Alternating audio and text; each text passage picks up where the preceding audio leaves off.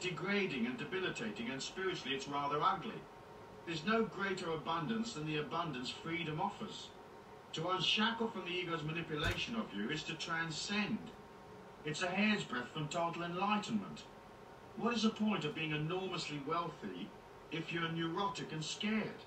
What is the point of being famous if it means you create for yourself a luxury prison of sadness and loneliness, surrounded by yes-men and minions, but without the company of real friends who love you, who accept you unconditionally, people you can love in return?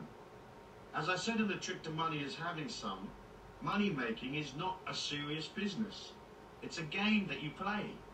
At first it may seem that it is a game you play with forces outside of yourself, the economies of the marketplace, so to speak. But as you proceed, you discover it is actually a game you play with yourself.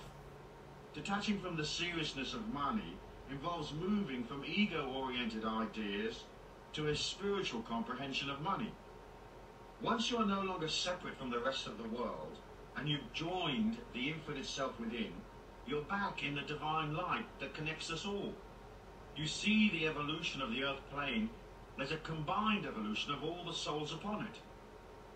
So rather than grabbing and pulling to make your assets and valuables separate from everybody else's, you realize you are a part of everything, and everything is a part of you, which means, of course, that everybody's money and wealth becomes your money and wealth. This helps you enormously, because it opens you up to the possibility of receiving large amounts of other people's money without having to actually do any work. Like winning a lottery, finding money in the street, coming upon a fantastic money-making opportunity, or whatever. Poverty is established by the separation the ego creates. It is the root of poverty consciousness, if you like.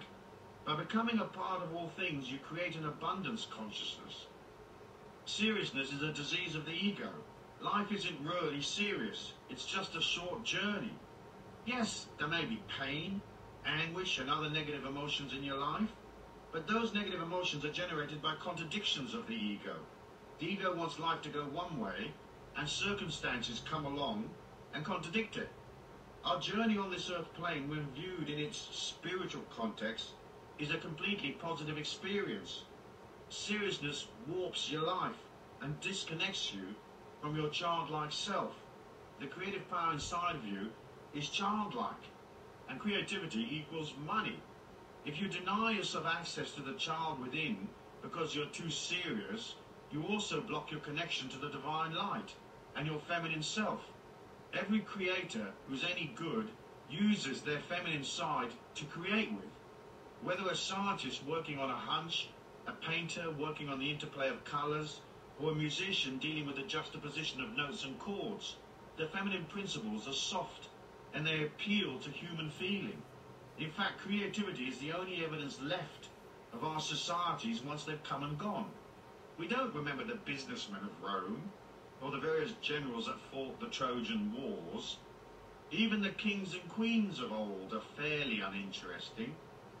What we value is the art, the architecture, the feelings of bygone societies, what they believed in, what they did, the art they left behind, the Colosseum, Versailles, paintings, books.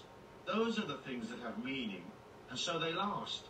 We remember the yin, because it is through the yin and softness that the God force is expressed. So if you're a little too serious, lighten up, dude.